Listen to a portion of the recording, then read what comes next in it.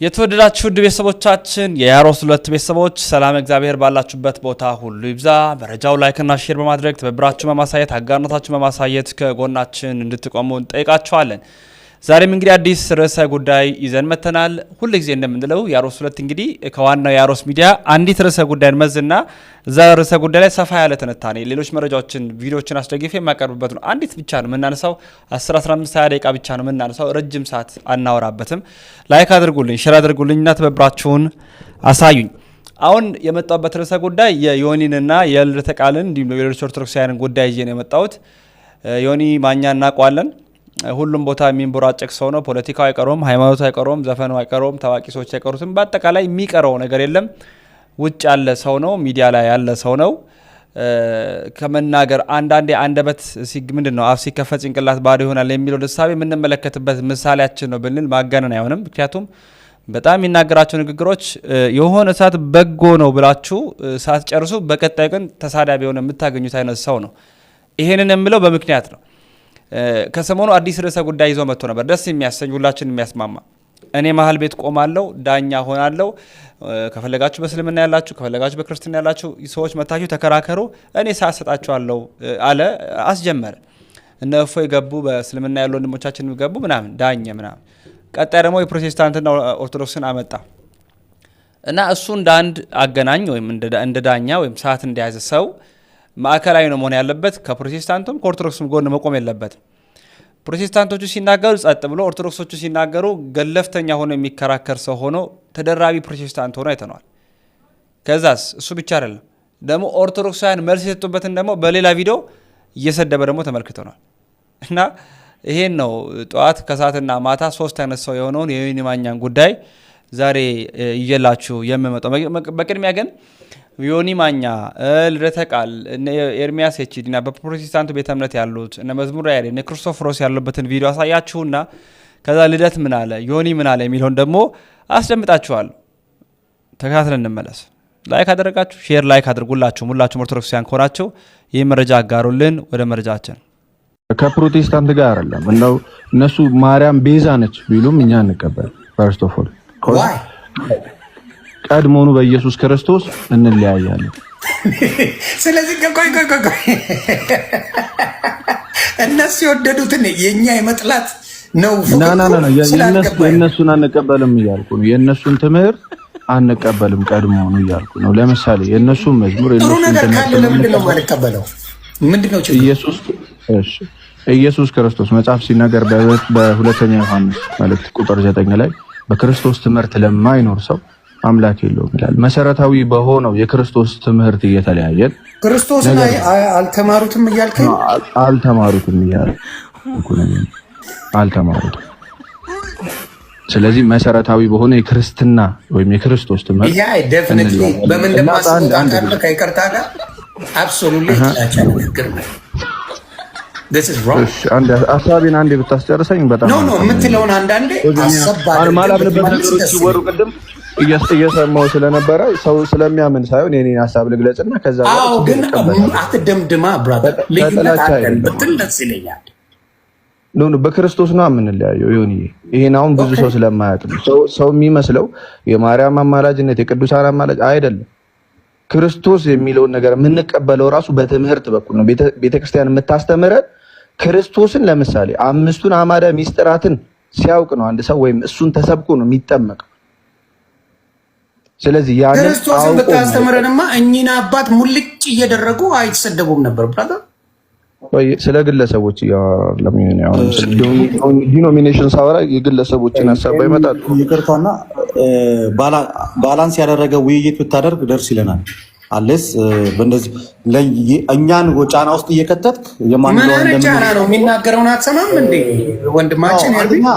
እኛን ስታዳምጥ የነበረበትና ኤፍኤም ስታዳምጥበት የነበረበት መንገድ በራሱ ልክ አይደለም። ኢፍ ዩ አር ፌር ለሁለታችንም ኢንተራፕት አታርገን፣ መሀል ላይ አትግባ። አሁንም አልታመህም። ሁለተኛ ደግሞ ቤተክርስቲያን ኢየሱስን አትሰብክም እያልክ እንድትናገር ፐርሰናሊ እኔ አልፈቅድልህም። ምክንያቱም መች ነበርክ ቤተክርስቲያን ውስጥ አንተ ራሱ? እንዴት ማለት አሁን አየህ አንተ የፈለግከው አሁን ምንድን ነው ተበሻሻስታ እንደዚህ ሆነ ተብሎ አይደለም። ከቅድም ጀምሮ ለማወያየት ብቻ ከሆነ የገባኸው ትምህርቱን ስለማታውቀው ሰዓት ሰተህ ቁጭ ነው ማለት ያለብህ። መጀመሪያ እኔን ላስረዳ እያልክ ወደዛ ማለት ነው። ዮኒ አይ ቤግ ዩ ቢሰድበኝ እንኳን ዮኒ ምንም እንዳትናገር ዮኒ አይ ቤግ ዩ አንዴ ሀሳቤ ቆይ እኔን ልታስረዳኝ አንተ እኔን ልታስረዳኝ እኔ ጥያቄ ግራ ገብቶኝ ነው የመጣሁት አይደል እንዴ? አይ ኖ ገብቶኛል። አንዴ ልጨርስልህ ፕሊዝ። ጥያቄ ጠየቀኝ እያቋረጥክም እንዲህ አሁንም እሱን አይደለም እኔ እንትን እያደረኩ ያለሁት እየተናገርኩ ያለሁት አንተ ጥያቄ ጠየቀው ትምህርቱን ስላላወቅከው ነው እንጂ ትምህርቱ ቢገባህና ብትረዳው ኖሮ ጥያቄ ሲጀምር አይኖርህም። ጥያቄ አልገባው ያ ሶ እንደዛ ከሆነ የምትጠይቀው በንግግሮች መሀል ላይ ወደዛም ወደዚህም ጥያቄ ከሆነ ይሄ እኔ ጥያቄ ነው ብለህ ነው እንጂ ማስቀመጥ ያለብህ ልክ ሌላ አይነት በሚመስል መንገድ ነገሩን እንድትቀይረው አንፈልግም። እኛ እንወያያለን። እኔ ያለው ያሬድ አለ ኤርሚ አለ ከየትኛውም ሰው ጋር ርዕሱን አስቀምጠን መወያየት እንችላለን። እኔ እኮ መኪና አቁሜ ነው እስካሁን ድረስ ከአንተ ጋር ሲወያየ ነበሩ። ቤት ስትገባ ዲቲንክ በፍርሃት ቢኖረኝ ኖሮ ቅድም ሙሉ ከአንተ ቤት መውጣት አልችልም ነበር እንዴ? እችላለሁ። ስለዚህ እስከዛሬ ብትሰብክ ኖሮ ንግግሮች ልክ አይደሉም። በጣም ጥሩ። እስከዛሬ ኢየሱስን ብትሰብከን ኖሮ ብለህ ቤተክርስቲያኔ ኢየሱስን እንደማትሰብክ አድርገህ እንድታወራ ፐርሰናሊ አልፈቅድልም። ምክንያቱም ቤተክርስቲያን ውስጥ አልነበርክም። ፍሮም ቬሪ ቢግኒንግ አንተ የታየ ይሰበክ አይሰበክ በምን አወቅ? እንደዛ ብለህ ኮንክሉዥን መስራት እንዳልነበርኩ በምን አወቅ? አንተ ንገረኝ እስኪ ቤተክርስቲያን የተማርክበትን ነገር አውጣና አሳየኝ። ይሄን መንገድ እያመጣው ነው እንዴ? የቤተክርስቲያን ሙሉ ትምህርት ላይ እያመጣው ስለ ሉቃስ ስንነጋገር፣ ስለ ዮሐንስ ስንነጋገር፣ ስለ ኢሳያስ ስንነጋገር ከመሬት እየፈጠርኩ ነው ማመጣው ይፋት አደርገው እሱን አይደለም ያልኩህ። እና ምን ነው በሰንበት ትምህርት ቤት ተምረህ አልፈሃል? አልተማርኩም። መጽሐፍ ቅዱስ እኮ ነው የሚያስተምር አይደል እንዴ?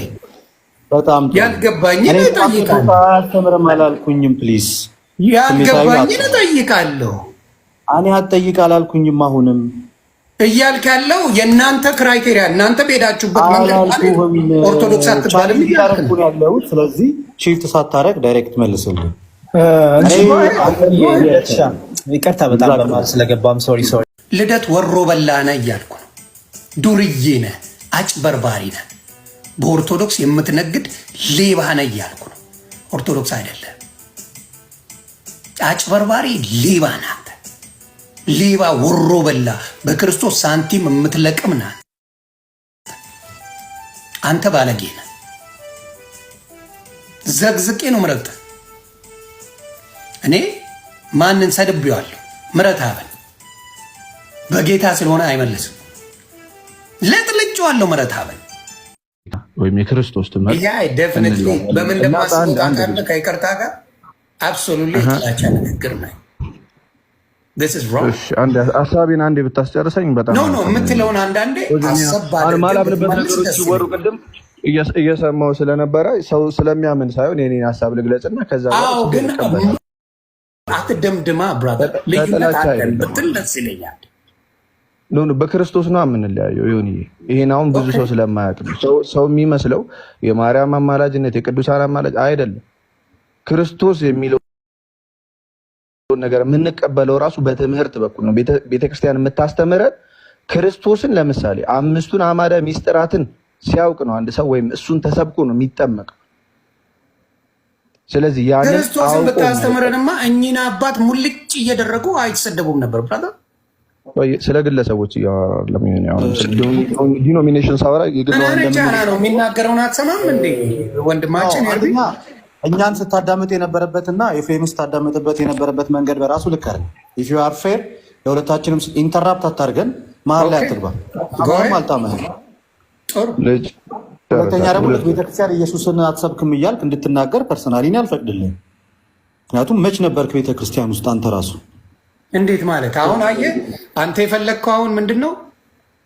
ተበሻሻያስታ እንደዚህ ሆነ ተብሎ አይደለም።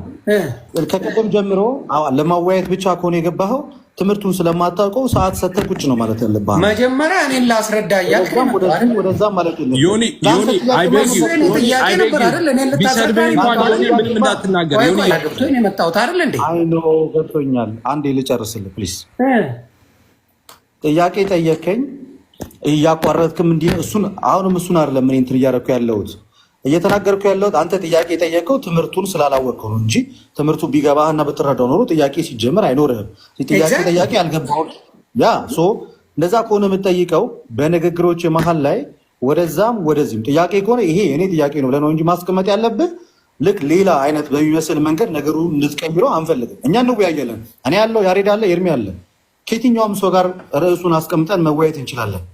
እኔ እኮ መኪና አቁሜ ነው እስካሁን ድረስ ከአንተ ጋር ሲወያየ ነበሩ። ቤት ስትገባ ዲዩቲንክ ፍርሃት ቢኖረኝ ኖሮ ቅድም ሙሉ ከአንተ ቤት መውጣት አልችልም ነበር እንዴ? እችላለሁ። ስለዚህ እስከዛሬ ብትሰብክ ኖሮ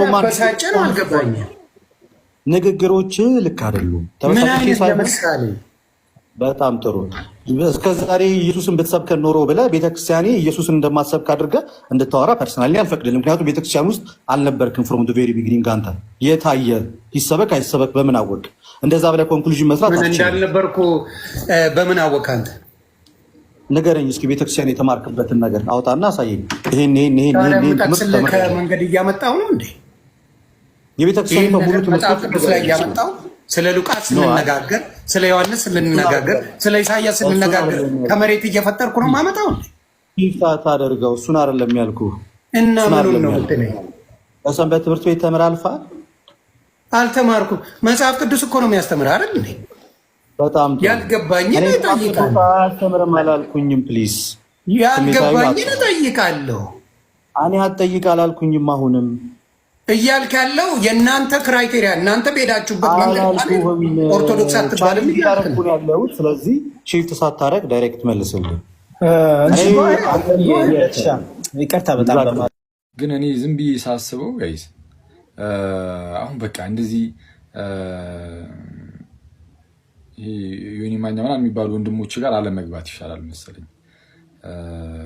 ጌታ ይርዳው ምናምን እሱንም ግን ክርስቲያን ወንድማችን አይደለም ምናምን ለማለትም አይደለም፣ ግን ለክፉም ለደጉም ይሆን አንዳንዴ በቃ ከእንደዚህ አይነት ጭቅጭቅ ያለበት ቦታ ግን አለመግባት የሚሻል ይመስለኛል። አሜን። አንደኛ እናተርፍም፣ ሲቀጥል ደግሞ አሁን እንደዚህ አይነት ሰዎች አንዳንዴ የራሳቸው የሆነ ውስጣቸው ላይ ይዘውት የሚገቡት ነገር ስላለ ይገቡና የተወሰነ እንደዚህ ባያዝድ እየሆኑ ምናምን ቤተክርስቲያንን ሊያሰድቡ ይችላሉ። እና ከዚህ ሁሉ እንደዚህ አይነት ቦታዎች አለመሄድ የሚሻል ይመስለኛል። እንግዲህ መሄድ የፈለገ ችግር የለውም ቢሄድም፣ ያው አላዝም ታውቃላችሁ የማዘዝ መብቱ ስለሌለኝ። ግን ሳስበው አይነስ መዝሙሩን እንስማና አንጻር ነው። አንዴ ድገምልኝ በመድኃኔዓለም ይሁንብህ። እግዚአብሔር ይባርክ። ጎሄ ድገምለት አንዴ። ኦኬ።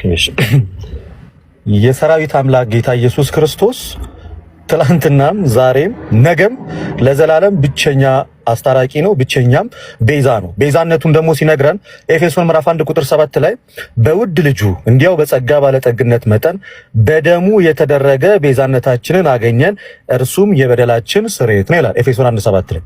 ጌታ ኢየሱስ ክርስቶስ በመስቀል ላይ የሰራውን የቤዛነት ስራ የሚሰራ መልአክ፣ የሚሰራ ጻድቅ፣ የሚሰራ ሰማዕት የለም፣ ሊኖርምም አይችልም። ምክንያቱም በአንዱ በልጁ በኢየሱስ ክርስቶስ ብቻ የሚሰራ ቤዛነት፣ እኛ ኦርቶዶክሳውያን ያንን ቤዛነት ከቅዱሳን ጋር አንቀላቅለውም። ድንግል ማርያምንም ቤዛ ስንላት እንደ ጌታ እንደ ኢየሱስ ክርስቶስ በመስቀል ላይ የተሰራውን ያንን የቤዛነት ስራ በእሷ በኩል መሰራት ይችላል ብለንም አምነንም አይደለም። እንደዛምም አናስተምርም። በዛም በኩልም አይሆንም፣ ሊሆንምም አይችልም። ፍጡርም የሰው ልጆችን ከእግዚአብሔር ጋር በቤዛነት ማስታረቅም አይችልም። ያ የማይሆን ነገር ነው። ለዛም እኮ ነው ትንቢተ ኢሳይያስ ምዕራፍ 59 ከቁጥር 16 ላይ እግዚአብሔር ቃል ሲናገር እንደዚህ ይላል። እግዚአብሔር ወደ ምድር ተመለከተ፣ ወደ እርሱም የሚማልድ እንደሌለ አየ፣ ተደነቀ። የገዛ ክንዱ መድኃኒት ሆነችው፣ ጽድቁን ማገዘ ይላል። እግዚአብሔር ወደ ምድር ሲመለከት ሁሉ መዳንን የሚፈልግ ነው እንጂ ሰውን ማዳን የሚችል ሰው አላገኘም እግዚአብሔር። ስለዚህ ምን አደረገ? በዮሐንስ ወንጌል ምዕራፍ 3 ቁጥር 16 ላይ በእርሱ የሚያምን ሁሉ የዘላለም ሕይወት እንዲኖረው ነው እንጂ እንዳይጠፋ እግዚአብሔር አንድያ ልጁን እስኪሰጥ ድረስ ዓለሙን እንዲወዷልና። ስለዚህ እግዚአብሔር አንድያ ልጁን የሰጠው ሰው የሚድነው በእግዚአብሔር ልጅ በኢየሱስ ክርስቶስ ስለሆነ።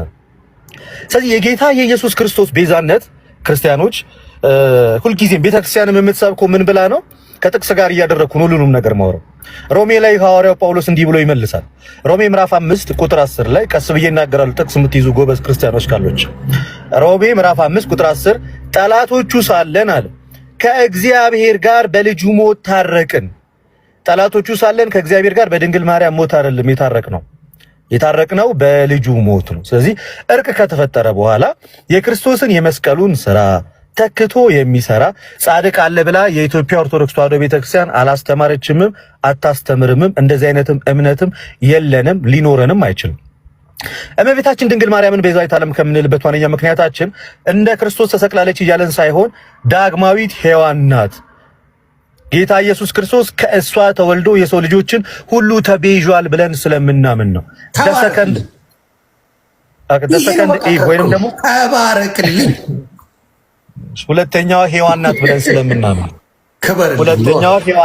ስለምናምን ነው እንጂ ድንግል ማርያም ልክ ጌታችን ኢየሱስ ክርስቶስ ሐዋርያው ቅዱስ ጳውሎስ ለቆላስያስ ሰዎች በምዕራፍ 1 ቁጥር 19 እስከ 20 ላይ ባለው እግዚአብሔር ሙላቱ ሁሉ አለ በእርሱ እንዲኖር አለ በእርሱም በኩል በመስቀሉ ደም ሰላም አድርጓል በምድር ወይም በሰማያት ያሉትን ሁሉ ለራሱ እንዲያስታርቅ ፈቅዷል።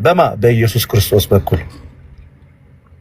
ስለዚህ እርቁ የተከናወነው በጌታችን በአምላካችን በመድኃኒታችን በኢየሱስ ክርስቶስ በኩል። ሰው የታረቀው በክርስቶስ ኢየሱስ በኩል፣ ዓለም የዳነው በክርስቶስ ኢየሱስ በኩል። ለዓለም መዳን ምክንያት ወይንም ደግሞ ካዝ ኦፍ ሳሊቬሽን ያደረጋት ደግሞ ድንግል ማርያምን ከሷ ነው ስጋን የነሳው። ይሄ ደግሞ በዮሐንስ ወንጌል ምዕራፍ 1 ቁጥር 14 ላይ ምን ይላል? ቃልም ስጋ ሆነ ጸጋና እውነትን ተመልቶ በእኛ ያደራል። ቃል ከማ ስጋ ሆነ? ከድንግል ማርያም። በዚህ ቅድም እንግዲህ ሰጣ ገባው በጣም ደስ የማያሰኝ ነበረ። ድፍረት ያለው ሰውና ዝም ብሎ የሚናገርን ሰው ጋር መነጋገር በራሱ ሌላ ራሱን የቻለ ጥፋት ነው እውነት ለመናገር እና ዮኒ ይሄን አይነት ሰው ነው። መነጋገር ከተቻለ እሷ ዳኛ ከሆነ መሀል ቤት ያለ ከሆነ ከአንዱ ሳይድ መሆን የለበትም። እኔ ዳኛችሁ ነኝ ብሎ የሚቆም ሰው ሰዓት እየሰጠ በቃ ይበቃል እያለ ማቆምና ማስጀመር የቻለ ግን አንዱን ተጭኖ የተሳደበ አንዱ ላይ ትኩረት እያደረገ ደግሞ ካለቀ በኋላ ደግሞ ቪዲዮን እየሰደበ አጋልጣለሁ ውርጋጥነ እንደዚህና የክርስቶስ ጸርነ በክርስቶስም ልተቃቀምነ ምናምን የሚል አላግባብ የሆኑ ነገሮችን ማራመድ አለበት ብዬ አላምንም። ይሄንን ስናገር ግን ከኦርቶዶክስ ጎን ቆሜ ወይ ልደተ ቃልን ደግፌ አይደለም ያለውን ነገር በማየት እውነተኛውን ነገር በማቅረብ። ስለዚህ ኦርቶዶክሳውያን ወንድሞቻችን እናንተ እህቶቻችን ሐሳብ ስትሰጡ ከእውነት ጎን ቆማችሁ ሊሆን ይገባል የሚል መልእክቴን ለማስተላለፍ ወዳለሁ። ያሮስ 2 ነው። ላይክ እና ሼር አድርጉ፣ ሰብስክራይብ አድርጉ። በቀን 3 ጊዜ 7 ሰዓት፣ 1 ሰዓት እና ምሽት 5 ሰዓት ደስ የሚያሰኙ አንዲት ርዕሰ ጉዳይ ብቻ መዘን ኦርቶዶክሳውያን ጥንክሮችን የምናቀርብበት ነው። በአዲስ አመጣጥ በአዲስ ኢነርጂን የመጣ ነው። ላይክ አድርጉ፣ ሼር አድርጉ። ትብብራችሁን አጋርነታችሁን አሳዩ። ወንድማችሁ ልዑል መብራቱ ነኝ። ያሮስ የእናንተም የእኛም ነው። በቀጣይ እንገናኛለን። ተሰነባበተ።